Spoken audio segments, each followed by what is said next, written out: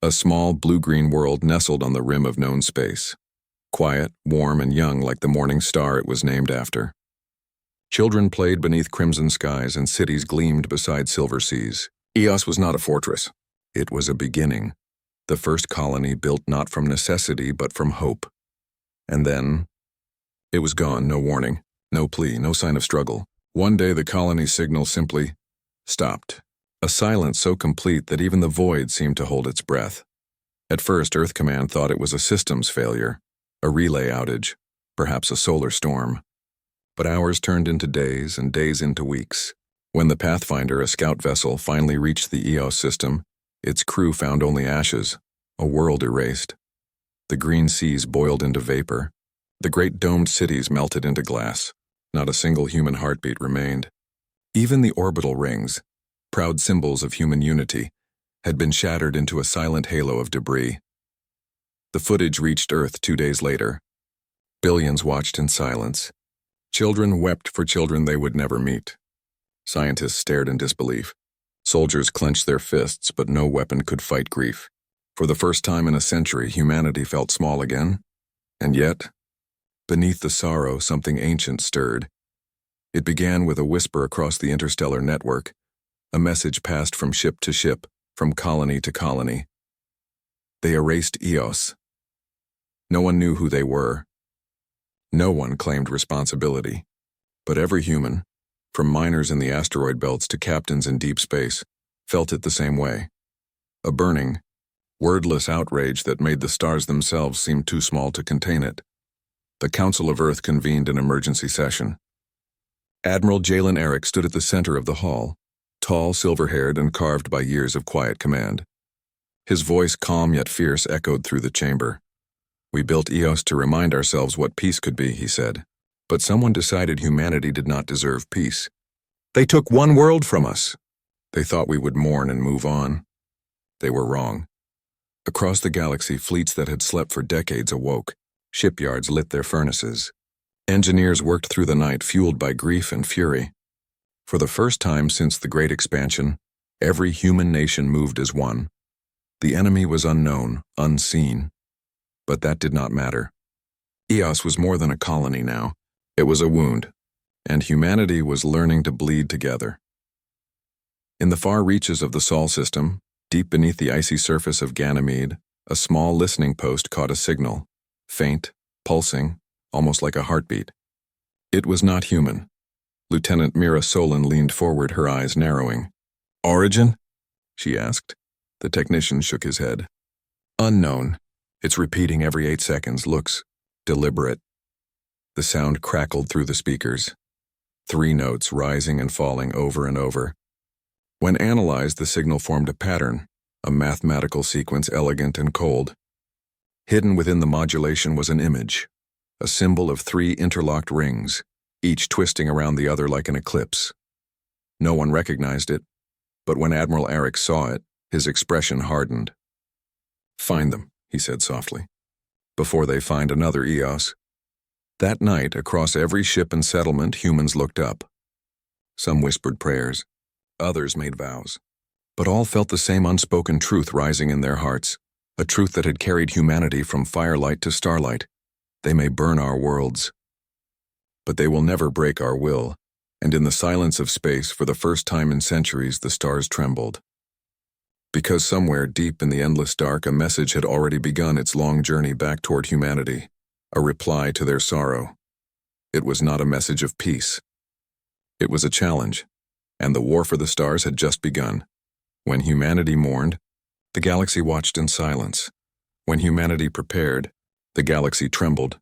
The name Eos had become more than grief. It had become a vow whispered across every world. Entire populations volunteered for service. Factories that once built farming drones now forged warships. Scientists who had dreamed of terraforming now studied destruction. But amid the chaos, one woman carried the weight of both grief and discovery, Lieutenant Mira Solen, the first to intercept the alien signal. She hadn't slept in 3 days. Her eyes were hollow, but her mind burned with determination. The symbol, 3 interlocked rings, unhaunted her thoughts. She saw it in her dreams, spinning endlessly like a question with no answer. Her commander had said, It's only data. But Mira had felt something deeper, something deliberate. On the fourth night, she stood before the projection again, tracing the pattern with her finger. 3 rings. 3 pulses. 3 echoes. When she layered the frequencies in sequence, a new image appeared. A map. Not of stars, but of voids. Dark regions where no human vessel had ever ventured. Places where even light seemed to vanish. "They're home," she whispered. "They're showing us where they are." She took her findings to Admiral Aric. The Admiral's chamber aboard the Sol Ascendant was quiet, lined with screens showing ship movements like constellations in motion. He looked up as Mira entered, her uniform scorched with sleepless effort. "You found something," he said. She nodded and brought the map to life. The voids appeared, a cluster of shadowed systems near the Perseus fringe. "They wanted us to see this," she said softly, "either as a warning or an invitation." Aric studied the display, his jaw tightening. "In either case," he murmured, "we'll answer." He turned toward the window, where Earth hung distant and small, a fragile world surrounded by the largest mobilization in human history. The fleet was unlike anything ever built, thousands of ships, each forged from the grief of Eos, battleships the size of cities, dreadnoughts whose hulls glowed like sunrise. Even the old relics from the first expansion were pulled from museums and refitted for war. Every ship bore the same mark, a circle split in half, symbolizing unity through loss. Beneath it, a name, Eos.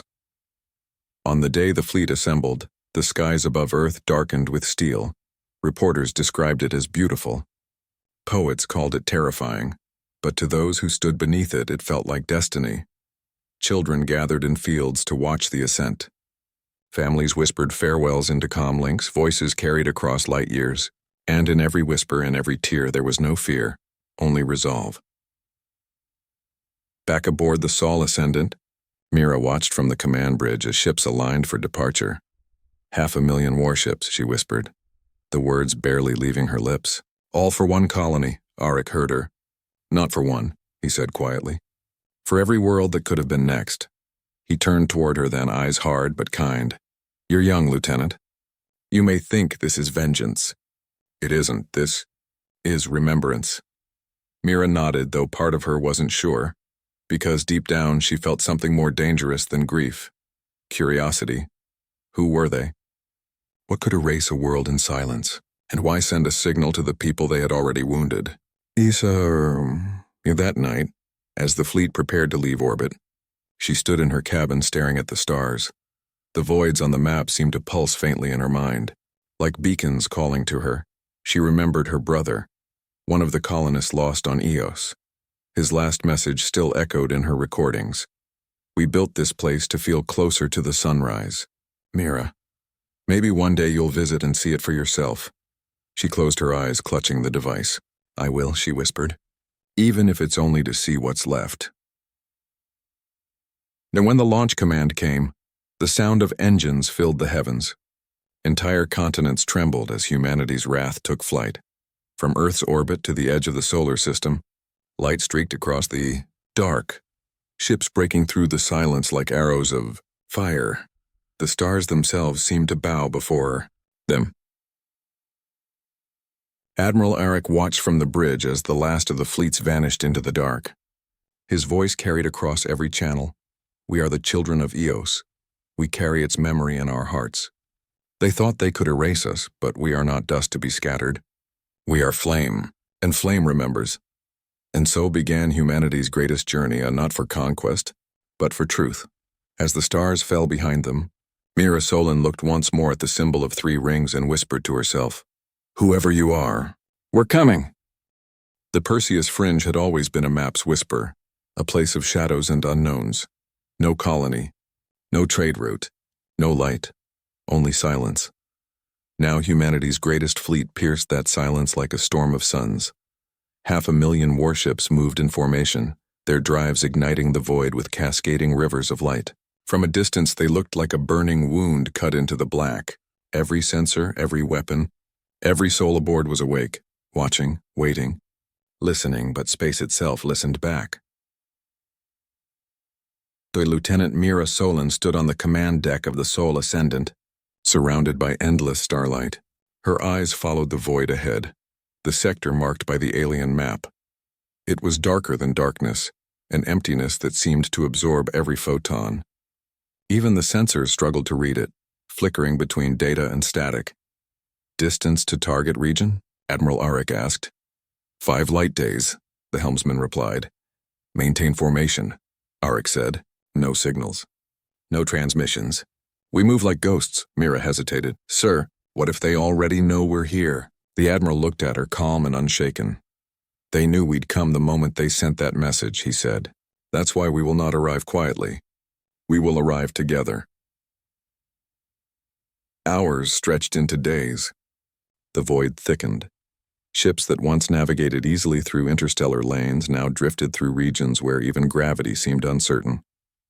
Communication shimmered with static, and strange pulses echoed through the dark, rhythmic, almost like breathing. Then, on the 6th day, it happened. The fleet's forward scouts and light years ahead vanished. No distress calls. No signals. Just gone. A cold silence fell across every bridge. The navigators whispered of Eos again, of a world that vanished the same way. But Aric gave no room for fear. He ordered the fleet to tighten formation and advance. If this was the same enemy, they would not strike unseen again. Mira couldn't shake the feeling that they were being watched. She spent her nights decoding fragments of the alien sequence, its tones and mathematics, searching for meaning. And one night, when she replayed the audio through an old analog filter, she heard it. A voice. Faint. Layered beneath the noise. Not speech, no more like melody. A language woven through sound itself. Her breath caught. She enhanced the signal, isolating the pattern it was repeating. Gentle, almost sorrowful. A message. Do not come. Mira's hands trembled. She rushed to Aric's quarters, carrying the datapad like a heartbeat. "Admiral, it's them," she said, voice tight with disbelief. "They're talking to us." Aric studied the waveform, expression unreadable. "A warning?" "Yes, they're telling us to turn back." The Admiral's eyes narrowed. "And yet they erased Eos without a word of mercy. Now they find their voice?" Mira hesitated. What if they didn't erase it? What if it was something else? He looked up sharply. "Lieutenant, 1 billion lives vanished. That's not something else." But even as he said it, part of him wondered, because the message, that haunting tone, did not sound like a threat. It sounded like grief. By the 7th day, the fleet reached the border of the void. Before them stretched a region so vast, so utterly black, that even their brightest sensors could not pierce it. It was not empty. It was veiled. Every probe that entered vanished as if the darkness swallowed light itself. Aric ordered a halt. Thousands of ships came to rest along the edge of the unknown. From afar, the formation glowed like a silver tide crashing against a cosmic wall. Mira stood in silence, watching the border pulse faintly like a living thing. "Admiral," she said softly, "I don't think it's space we're looking at." He turned toward her. "Then what is it?" She took a long breath. "I think it's a barrier." Moments later, the fleet's sensors picked up movement. From within the black, lights began to stir, faint and distant like stars being born. Then hundreds, then thousands. They moved with terrifying precision, forming lines, arcs, and rings. A voice came through the comms, not from a single ship, but from everywhere. It was deep, resonant, and filled with something ancient. You were warned. The lights advanced. Every screen aboard the Sol Ascendant flared red as enemy signatures filled the sky. Shapes emerged from the dark, enormous, graceful and unlike anything human minds had conceived. Living ships, flowing geometry, a fleet of another kind. Mira's heart raced. "Admiral, they're not attacking." Aric's gaze hardened. "No, they're surrounding us," and then the stars vanished and eclipsed by a wall of alien vessels that blotted out the galaxy itself. In that moment, as 500,000 human ships faced the unknown, one truth burned in every soul aboard. They had come seeking vengeance. But what they had found was a civilization older than light itself, and the war for Eos had only begun to reveal its true cost. The black wall stood before humanity like the edge of creation itself, an ocean of shadow that rippled, with silent light, no stars beyond, no horizon, just darkness that breathed. 500,000 ships waited at its border, engines humming, weapons primed. The alien fleet that had emerged now hung motionless, countless vessels arranged in perfect symmetry, each one glowing softly like a heartbeat in the dark. No shots were fired, no messages followed, only stillness. Admiral Aric stood at the forward viewplate of the Sol Ascendant, hands clasped behind his back, eyes unblinking. Around him, the command crew waited for his word, to strike or to retreat, but neither came. "They're not here to fight," he said at last. His voice carried the weight of every lost life from Eos. "They're waiting for what?" Mira Solen asked quietly beside him. "For us to listen," he replied. The alien formation began to part, creating a corridor of light that led into the veil, an invitation written in the language of silence. Aric turned to Mira. "Prepare a recon detachment. We'll go in." The bridge fell still. "Sir," the tactical officer began. "We can't risk—" Aric raised a hand. "Eos is already gone. What we risk now is ignorance." Within the hour, 5 ships detached from the main formation and glided into the corridor. Mira was aboard the Seraph, leading the analysis team. Her hands trembled as they crossed the threshold. For a moment, nothing changed. Then the universe shifted, light bent, stars dissolved, and before them unfolded a realm of beauty so haunting it stole every word from her lips. The veil wasn't black anymore. It was alive. Nebulous currents flowed like rivers of glass. Planets shimmered within translucent shells of energy, and amidst it all floated colossal structures, not built but grown. Vast organic arcs shaped like wings unfurled in cosmic bloom. "It's not a battlefield," Mira whispered. "It's a sanctuary." Her voice trembled. "Admiral, this place is protecting something." A static flickered across the comms. Then, a voice, soft and layered, filled the channel. "You should not have come." The bridge lights dimmed as holographic currents swept through the air. And there, before them, an image began to take shape. It was not human, but not monstrous either, tall, radiant, formed of light and shadow interwoven, eyes like mirrored stars. Its presence filled the cabin not with fear but with sorrow. Aric stepped forward, calm and resolute. "I am Admiral Aric of the United Human Fleet. You destroyed one of our colonies, Eos. We seek answers." The being tilted its head slightly, its form shimmering. "Destroyed?" It echoed, voice like wind through crystal. "No, sealed." Mira's breath caught. "Sealed? What do you mean?" The being's gaze turned to her. For a moment she felt its thoughts brush against hers, a tide of ancient memory. "Your world touched the threshold. You opened what should never have been opened, to save what remained. We closed it." The crew exchanged bewildered glances. Aric's tone hardened. "Save? You call vaporizing a billion souls salvation?" The being's light dimmed, their bodies ended.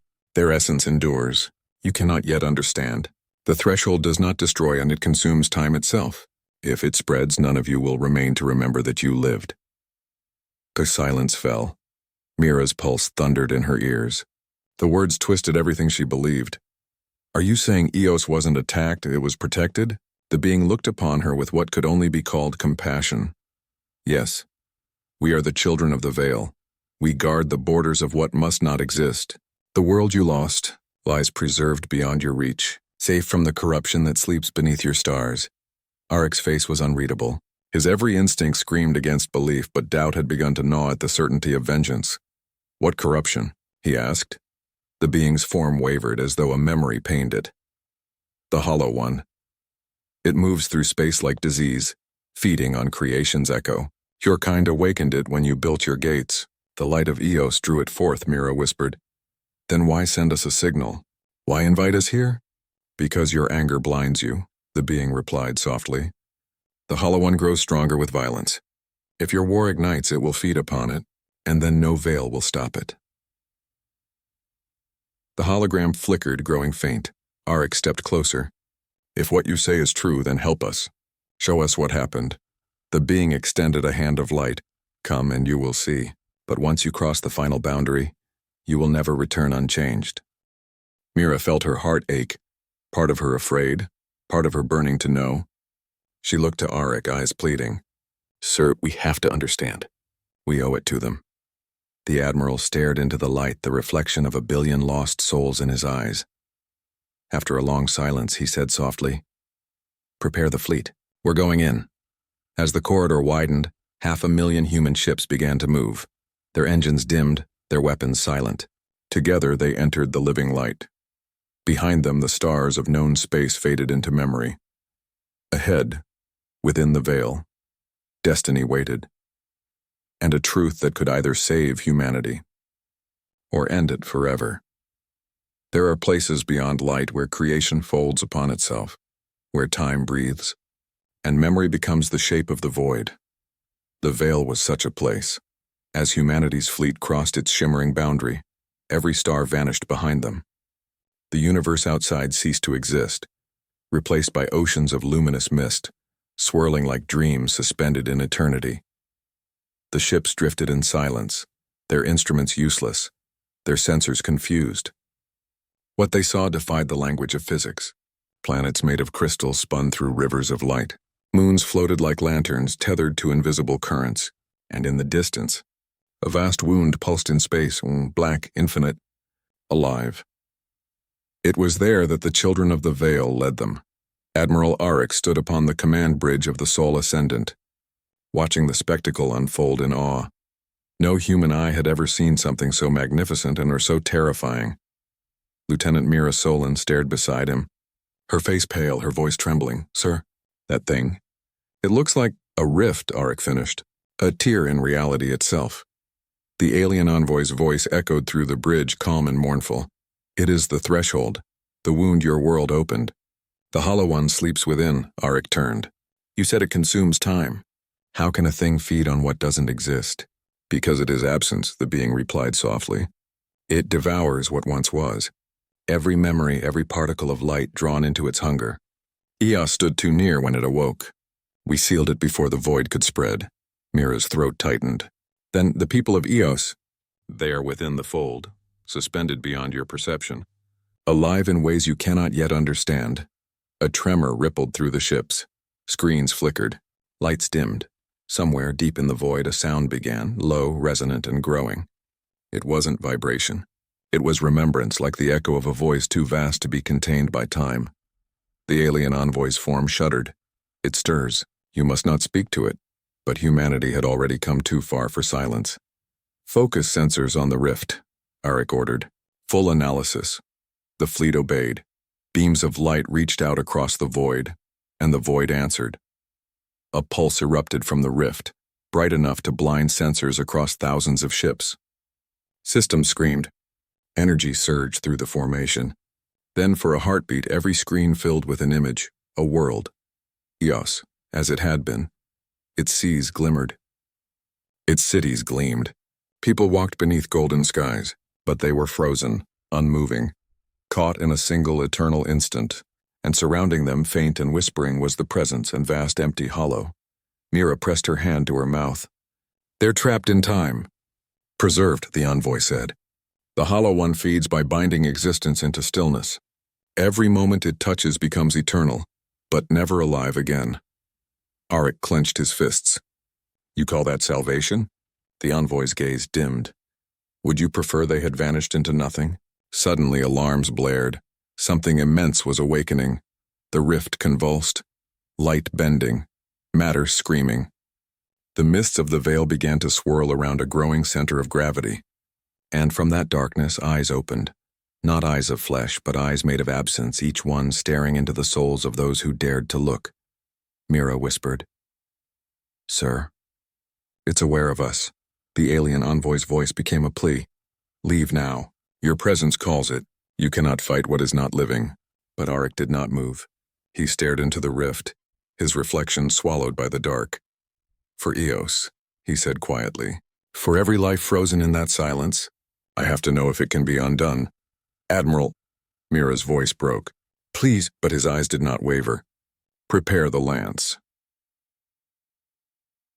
The Sol Ascendant's central cannon, the largest ever built by human hands, came to life. Energy gathered along its length, glowing with the fury of a dying sun. The light spread through the fleet, charging hundreds of thousands of ships in synchrony. The alien envoy's cry filled the bridge. If you strike it, the Hollow One will awaken fully. You will not save your world, you will feed its hunger. Aric's reply was steady, his voice as cold as the void. Then humanity will face it awake. He looked once more at Mira, his tone softening. If we turn back now, we'll never know what we could have been, she whispered. Then I'll stand with you. The order was given. 500,000 warships aligned their cannons toward the heart of the darkness. The rift trembled, as if sensing what was to come. Mira closed her eyes, whispering a prayer that no one heard. Eos, forgive us. Aric's voice rang through the fleet, calm, final, resolute, all ships. Ferhuri. And the veil exploded in light. The darkness screamed, not with sound, but with memory. Every human aboard saw fragments of their lives flash before them. Laughter, sorrow, love, the small, fragile beauty of being alive. And somewhere, within that brilliance, the Hollow One awoke, its form uncoiled, vast beyond measure, beautiful in its horror, a creature woven of everything that had ever been lost. The last thing Mira saw was its eyes, endless, ancient, filled with sorrow. Before the light consumed the stars, the universe was light. Endless, burning, boundless light. It washed across every ship, every soul, every dream of what humanity had ever been. For one impossible moment, time forgot itself, and then the stars stood still. When the radiance faded, silence fell again. Half the fleet was gone. The rest drifted through a storm of glowing fragments, shattered metal, silent echoes of lives once awake. Energy rippled across the void in waves that pulsed like heartbeats. And there, at the center of it all, the Hollow One hung suspended, awake. It was not a monster. It was a presence, vast, luminous, and strangely sorrowful. A being made of memory, its form shifting like smoke through starlight. Its voice was not sound but emotion, an ache that pressed into every mind it touched. Why have you woken me? Mira Solen gasped as the voice entered her thoughts. She was alive, somehow, though her ship was torn and flickering. Her fingertips sparked against her console, and across the debris field she saw the Sol Ascendant, battered but intact. Admiral, she whispered, we're still here. Aric's voice came through the static, faint but steady. I know. And so is it. The Hollow One's gaze turned toward the remnants of humanity's fleet. It did not advance. It simply watched, like a child awoken from an endless dream. Mira felt something deeper than fear. She felt recognition. Images flooded her mind, not hers, not human. Memories of galaxies forming, civilizations rising and falling, endless silence between eras of light. The Hollow One had seen them all. It was them all. You burn so brightly, the voice murmured inside her thoughts. Yet you do not understand what light costs, Mira whispered. You destroyed Eos. No, I answered its call. Her breath caught. Call? They reached for the heart of creation. They touched what they were not meant to remember. And I came because that is what I am, the keeper of forgotten things. The alien envoy, one of the children of the Veil, appeared beside Aric in flickering projection, its light weakened, its tone heavy with grief. Now you see what you have done. The Hollow One is awake. The balance is broken. Aric's voice was quiet but unwavering. Then teach us how to fix it. You cannot, the being replied. It feeds now upon your fire and upon your courage, your rage, your hope. It was drawn to your defiance. Mira's voice trembled through the channel. It doesn't feel evil, it feels lonely. The envoy's light dimmed further. It is. That is its tragedy. It hungers not for destruction, but for remembrance. Every world it consumes becomes part of its endless memory. That is how it lives. Suddenly, the Hollow One's vast form shifted. Thousands of luminous tendrils reaching outward, weaving through the remnants of the fleet. But instead of tearing ships apart, it connected them, linking their systems, their thoughts. A soft light filled the decks. Crew members gasped as visions poured through them. Not pain, but understanding. They saw Eos again, not frozen, not gone, but transformed. Its people were there, living in a world of light and stillness, part of the Hollow One's endless dream. Every voice, every laugh, every heartbeat preserved like music in crystal. "Admiral," Mira whispered, tears slipping down her face. "They're alive." "They're all alive." Aric stood motionless. "Then this thing isn't death," she said. "It's memory." The Hollow One spoke again, its tone a whisper across eternity. "You rage against forgetting. You build monuments, you wage wars, you burn stars, all to defy the silence that waits. I am that silence. But I am also what you seek. Every moment you have loved, I hold." Mira closed her eyes, feeling the weight of its words press into her heart. "Then let us remember freely. Don't take us into you. Let us live our memories while they still burn." The Hollow One's vast form wavered. For the first time it seemed uncertain. "You ask me to release what I am." "Not release," Mira said softly. "Share. You've carried the universe's grief alone for too long. Let us help you bear it." Aric watched her, silent and awed. The lieutenant, who had once only sought truth, now stood before a being older than stars, not as a soldier, but as a voice for all humanity. The Hollow One's light dimmed, rippling across the void. Slowly, it reached toward the Sol Ascendant, touching the ship's hull with a single tendril of radiance. Every human aboard felt something ignite inside them, memories intertwining, hearts uniting in a web of shared remembrance. The light spread from ship to ship until 500,000 vessels glowed like dawn breaking across eternity. "So be it," the Hollow One whispered. "For one moment we will remember together." Time fractured. The fleet and the veil dissolved into brilliance. Every human saw every other, not just faces but lives. Joy, sorrow, courage, despair, all shared in perfect clarity. The distance between hearts collapsed. In that communion there was no war, no vengeance, no fear, only connection. And then, as swiftly as it began, it ended. The light faded. The veil grew still. The Hollow One withdrew, its vast shape folding back into the rift. But before it vanished completely, its voice brushed their thoughts once more. "Guard your flame well, children of light. I will remember you." And then it was gone. The remaining ships hung in silence, adrift in gentle luminescence. The children of the veil bowed their heads. Mira looked out into the emptiness, eyes filled with both tears and wonder. "Admiral," she said softly, "what do we tell them back home?" Aric looked at her, at the stars slowly returning beyond the veil, and his answer was almost a whisper. "Tell them we met the end of memory, and we made it remember us. It took 3 months to return home, or perhaps 3 centuries. No one aboard the fleet could quite say anymore, for after touching the mind of the Hollow One, time no longer felt the same. When the Sol Ascendant emerged from the veil, the stars shone brighter than anyone remembered, but Earth looked different too. It wasn't the world they had left. It was quieter, more thoughtful.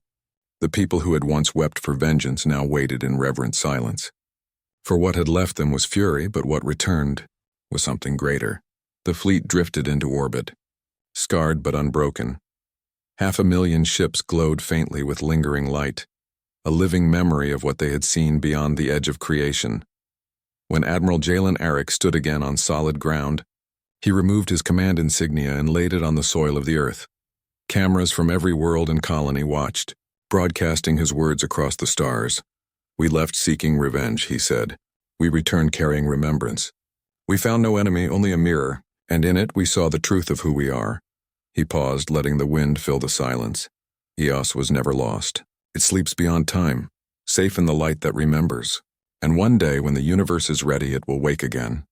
All across humanity's worlds, and from the lunar citadels to the mining domes of Europa, people listened and wept. But these were not tears of grief. They were tears of understanding.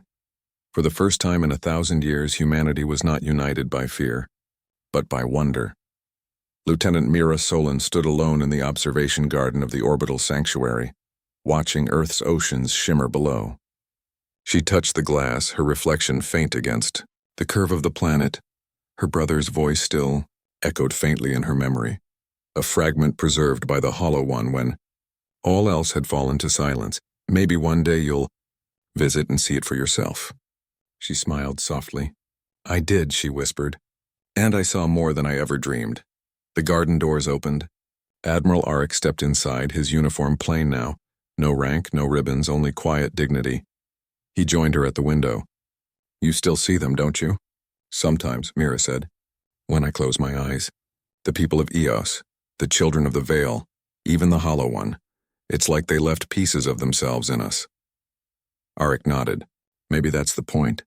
Maybe memory was never meant to belong to one being alone. They stood together in silence, watching the sunrise crest across the earth, a band of gold spreading over blue. In the months that followed, humanity changed. The great shipyards no longer built weapons. They built keepers, vessels designed to explore and preserve, to listen to the stories of forgotten worlds. The network that once carried orders of war now carried the chorus of light, a transmission that played endlessly across every colony, sharing fragments of what the fleet had seen within the veil. Children grew up hearing the whisper of the Hollow One's final words, "Guard your flame well," and so they did. New academies were founded, not of soldiers, but of rememberers, men and women who would travel the stars to learn, record, and protect the fragile beauty of life in all its forms. But legends have a way of becoming more than memory. Years later, on the anniversary of Eos's loss, a pulse rippled across the deep space array, faint, rhythmic, familiar. Mira, now an ambassador of the chorus, rushed to the observatory where technicians were already decoding it. "It's coming from the Perseus fringe," one of them said, "from inside the veil." The signal unfolded into 3 interlocking rings of light, the same symbol that had started it all. But this time, the message carried words. "The world of Eos awakens. The dawn returns." Mira's breath caught. "They're coming back." Aric, now gray-haired and seated nearby, looked up at her with quiet wonder. "So it wasn't the end after all." "No," she whispered. "It was a promise." Weeks later, telescopes across the system captured it, a shimmer near the edge of space, a faint glimmer growing brighter with every passing hour. And then through that radiance, a world began to emerge, whole, alive, bathed in sunrise. Eos, its cities shone, its oceans sparkled. Voices, millions of them, filled the comms, speaking across the void in perfect harmony. They remembered. They had lived entire lifetimes within the light, dreaming of home. And now, they were returning. Mira and Aric stood together once more aboard the Sol Ascendant, watching the reborn world bloom through the viewport. 500,000 warships once darkened the stars, Mira said softly. Now 500,000 lights guide us home. Aric smiled faintly. "We thought we were going to war. Turns out we were going to wake the dawn." She turned to him, eyes shining. "Do you think the Hollow One still watches?" "I think," he said, looking toward the veil's soft glow in the distance, "and that it remembers us, and that's enough." As Eos rose in the heavens once more, the fleet sent one final transmission into the deep, a message carried on every frequency, to every star that would listen. We are humanity. We have seen the end of memory and returned with light. We do not conquer the stars, we remember them, and somewhere, far beyond sight, the Hollow One stirred, and not in hunger, but in peace, and whispered through eternity's veil. So long as one heart remembers, light will never fade, and thus the war that began in fire ended in understanding. The silence that followed was not emptiness, it was the quiet of a universe reborn. Eos lived again. Humanity had changed forever, and for the first time since time itself began. The stars no longer looked lonely.